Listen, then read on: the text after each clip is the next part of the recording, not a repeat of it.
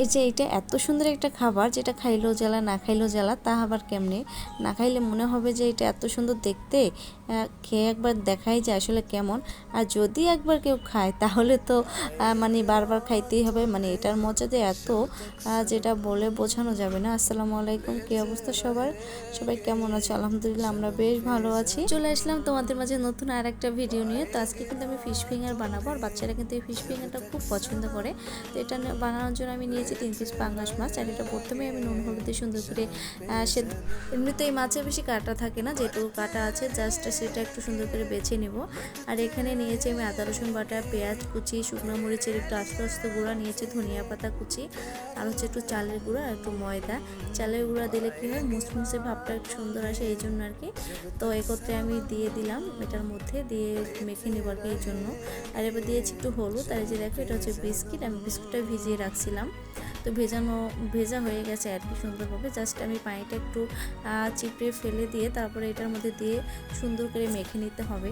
আর এই ফিশ ফিঙ্গারটা খেতে এত মজা লাগে, এটা কিন্তু সন্ধ্যায় স্ন্যাক্স হিসেবেও বাচ্চাদের দেওয়া যায়। আর বাচ্চারা কিন্তু টিফিনেও এটা খেতে বেশ পছন্দ করে। আর এমনিতেও কিন্তু বাচ্চারা বেশি মাছ খায় না, তো যদি এইভাবে মাছটা দেওয়া যায় তাহলে কিন্তু খারাপ হয় না। এটা কিন্তু ওরা বেশ মজা করে খায় আর কি। আমার মাখানোটা প্রায় শেষ, এবার একটু দিয়ে দেবো তেল আর সামান্য পরিমাণে একটু গরম মশলা গুঁড়ো, যাতে ফ্লেভারটা খুব সুন্দর আসে, এই জন্য আর কি। তো এই যে দেখো আমার মাখানো হয়ে গেছে, এবার কিন্তু বিভিন্ন রকম শেপে দিলেই হয়। তো আমি কিন্তু এক হাত দিয়ে ভিডিও করতেছি আর এক হাত দিয়ে ট্রাই করতেছি এটা বানানোর। তো সামান্য একটু হাতে তেল মাখিয়ে তারপরে আমি যে এরকমভাবে একটু লম্বা লম্বা শেপ দিয়ে দিলাম আর কি। আর এই যে আমি নিয়েছি বিস্কিটের গুঁড়া, এটার মধ্যে জাস্ট এটা এখন কভার করে নিব।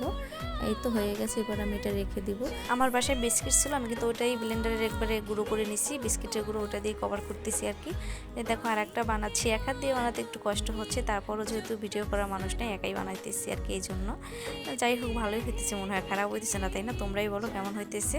এই তো আর একটা বানিয়ে নিয়েছি, এবার এটাকে আমি সুন্দর করে বিস্কিটের গুঁড়ো দিয়ে কভার করে নিতেছি। এই যে এক এক করে কিন্তু আমি সবগুলোই বানানো আমার হয়ে গেছে। আমি কিন্তু লম্বা করে বানাইছি, গোল করে বানাইছি। জাস্ট এটা একবারে কিন্তু এখন নর্মাল ফ্রিজে রাখলেই কিন্তু পুরোপুরি সেট হয়ে যাবে। তো আমি নর্মাল ফ্রিজে রেখেছিলাম, দেখো কত সুন্দর সেট হয়ে গেছে। এবার কিন্তু আমি এটা সুন্দর করে তেলের মধ্যে ভেজে নেব মুচমুচু করে। তো আমি কিছুটা একটু ডিপ ফ্রিজে রেখে দিয়েছি আমার ছেলেকে একদিন টিফিনে দেবো এই জন্য। তো 4-5টা রাখলেই হবে, এটা ওকে একদিন আবার টিফিন দেওয়া যাবে, এই জন্য কি রেখে দিলাম। এই তো আমি কিন্তু একটা কড়াইতে একটু তেল দিয়ে দিয়েছি, তেলের পরিমাণটা একবার বেশি দিব না, মানে ডুবো তেলে ভাজবো না আর কি। তেলটা যখন গরম হয়ে গেছে আমি কিন্তু এটাকে সুন্দর করে দিয়ে দিয়েছি। জাস্ট এবার উল্টো পাল্টে মানে সুন্দর করে ভেজে নিলে হবে লাল লাল করে।